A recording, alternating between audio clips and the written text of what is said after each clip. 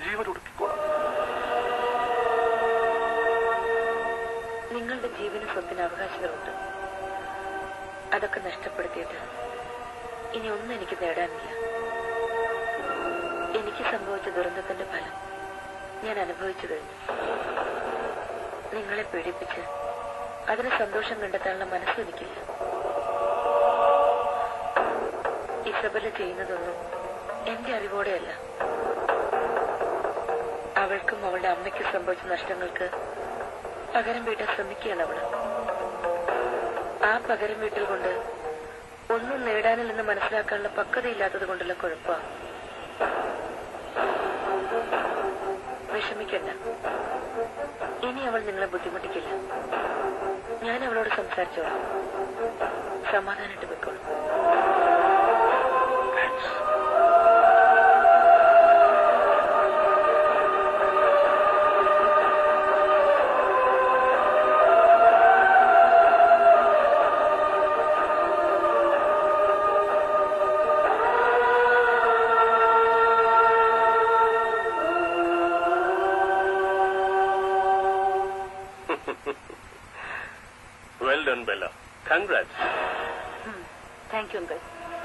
പലപ്പോഴും നീ എന്നെ അത്ഭുതപ്പെടുത്തിയിട്ടുണ്ട്. എന്റെ പ്ലാനിംഗ് അനുസരിച്ച് മൂവ് ചെയ്യാതെ വന്നപ്പോ എനിക്ക് നിന്നോട് തോന്നിയ നീരസം നീ അത് കഴുകിക്കളഞ്ഞു. നന്നായി. തുടക്കം ഗംഭീരായി. ഇത്രയും വർഷം എന്റെ അമ്മ സഹിച്ച അപമാനത്തിനും വേദനയ്ക്കും കണക്ക് പറഞ്ഞല്ലേ മതിയാവും. അത് വലിയൊരു പൊട്ടിത്തെറിയിൽ അവസാനിച്ച ശരിയാവില്ലല്ലോ അങ്കിൾ. ചെയ്തു പോയ തെറ്റിനെ ഓർത്ത് കുറ്റബോധത്തോടെ നീറിയാകണം തുടക്കം. പിന്നെ പ്രിയപ്പെട്ടവരെ ഇതറിയുമ്പോഴുണ്ടാകുന്ന ദുരന്തത്തെക്കുറിച്ച് ഓർത്ത് ശ്വാസം മുട്ടി പിടഞ്ഞാവണം ഓരോ നിമിഷവും കഴിച്ചുകൂട്ടാൻ. ഒരാളുടെ ജീവിതം തകർത്ത് കളയാൻ ധൈര്യം കാണിച്ച അഹങ്കാരത്തിന് കണക്ക് പറയിച്ചേ ഞാൻ അടങ്ങും. ഹരിപ്രസാദ് എന്ന് പറയുന്ന മാന്യനാണ് എന്റെ അമ്മയ്ക്ക് ഈ അവസ്ഥ വരാൻ കാരണക്കാരനെന്ന് അറിഞ്ഞ നിമിഷം ഞാൻ എന്റെ മനസ്സിലെടുത്ത തീരുമാനമാണ്. ഈ ഒരു അവസരത്തിന് വേണ്ടി മാത്രമാ ഇസബല്ല ഇത്രയും കാലം ജീവിച്ചത്. വീടില്ല ഞാൻ. ഇനിയുള്ള കാലം ഇസബല്ലയുടെ കാൽ കീഴിൽ കഴിയാനാ അയാളുടെ യോഗം. ചവിട്ടി അരയ്ക്കണം. നിന്റെ ദയാദാക്ഷിണ്യത്തിന് വേണ്ടി യാചിക്കുന്ന, നീ പറഞ്ഞാൽ അക്ഷരം പ്രതി അനുസരിക്കുന്ന ഒരു വളർത്തുനായിയെ പോലെ ആവണോ അവൻ. പകരം വീട്ടി നശിപ്പിച്ചു കളയാനല്ല നോക്കേണ്ടത്. പ്രതികാരത്തിലൂടെ നിനക്കും നിന്റെ അമ്മയ്ക്കും നഷ്ടപ്പെട്ടതെല്ലാം തിരിച്ചു പിടിക്കണം. അതാ വേണ്ടത്. പൂരത്തിന് തുടക്കം ഇട്ടതല്ലേ ഉള്ളൂ. കാണാൻ പോകുന്ന കാഴ്ചകൾ അങ്കിളിനൊട്ടും മുഷിയില്ല. ഒരു വിശേഷമുണ്ട്, അത് പറയാനാ വിളിച്ചത്. അമ്മ വിളിച്ചിരുന്നു. ഒന്നും പറഞ്ഞില്ല. മോളെ അത്യാവശ്യമായിട്ടൊന്ന് കാണണം. എന്താ അങ്കിൾ, വല്ല പ്രശ്നമുണ്ടോ? ഷുവർ. വിളിച്ചത് എന്തിനാണെന്ന് ഊഹിക്കാലോ. എന്തിനാവും? ഉപദേശിക്കാൻ. ഹരിയെ ഉപദ്രവിക്കരുതെന്ന് പറയാൻ. എന്തിന്? അമ്മ എന്തിനാ അയാൾക്ക് വേണ്ടി സംസാരിക്കണം? നിർമ്മലയുടെ സ്വഭാവം നിനക്ക് അറിയില്ലേ? മുന്നിൽ ചെന്ന് തൊണ്ടിയിടറി കണ്ണു നിറഞ്ഞ് 4 ഡയലോഗ് കാച്ചിയ മനസ്സങ്ങ് അലിഞ്ഞു പോവും. ജീവിതം തകർത്ത് കളഞ്ഞവനോടും പൊറുക്കും. അമ്മ മോളെ നിർബന്ധിച്ച എന്ത് ചെയ്യും? നിർബന്ധിക്കില്ല. എന്താ വേണ്ടെന്ന് എനിക്കറിയാം. അങ്കിള് ധൈര്യമായിട്ടിരിക്കണം. അമ്മ എനിക്ക് ധിക്കരിക്കാൻ പറ്റില്ല. ഇക്കാര്യത്തിൽ അനുസരിക്കാനും വയ്യ.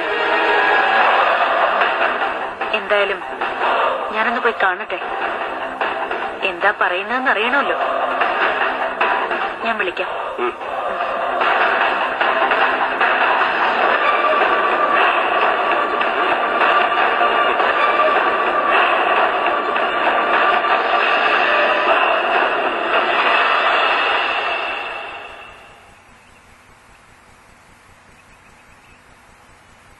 നാവിൽ വാക്കുറച്ച കാലം മുതൽ നീ നിന്റെ അച്ഛനെ കുറിച്ച് ചോദിച്ചു തുടങ്ങിയതാണ്.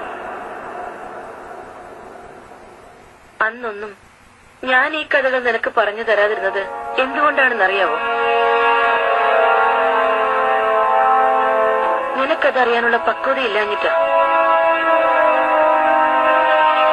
ആ മനുഷ്യനും അയാളുടെ കുടുംബത്തിനും നീയായിട്ട് പ്രശ്നങ്ങളൊന്നും ഉണ്ടാക്കില്ലെന്ന് ഉറപ്പ് തന്നതുകൊണ്ടാ ഞാൻ നിന്നോടെല്ലാം തുറന്നു പറഞ്ഞത്. ശരിയാണോ? ശരിയാണ്.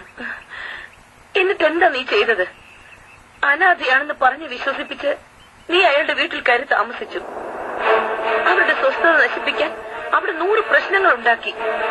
അതൊന്നും പോരാതെ അയാളെ വിളിച്ചുകൊണ്ടുവന്ന് എന്റെ മുമ്പിൽ നിർത്തി. ഇനി എന്താ നിന്റെ ഉദ്ദേശം? എന്റെ ഉദ്ദേശം എന്താണെന്ന് ഇനി ഞാൻ മമ്മിക്ക് പറഞ്ഞിരുന്നു. ചെയ്തതൊക്കെ മറന്ന് അയാളെ ഭാര്യയും മക്കളൊത്ത് സന്തോഷമായിട്ട് ജീവിക്കാൻ വിടണമെന്നാണോ മമ്മ പറയുന്നത്? ആണോ? അദ്ദേഹം തെറ്റ് ചെയ്തത് എന്നോടാ. എനിക്കത് പൊറുക്കാൻ കഴിഞ്ഞു. പിന്നെ നിനക്കതിന് കഴിയാത്തത് എന്താ? മമ്മയ്ക്കതിന് കഴിയുമായിരിക്കും, പക്ഷേ ഞാനിത് പൊറുക്കാൻ ഉദ്ദേശിച്ചിട്ടില്ല.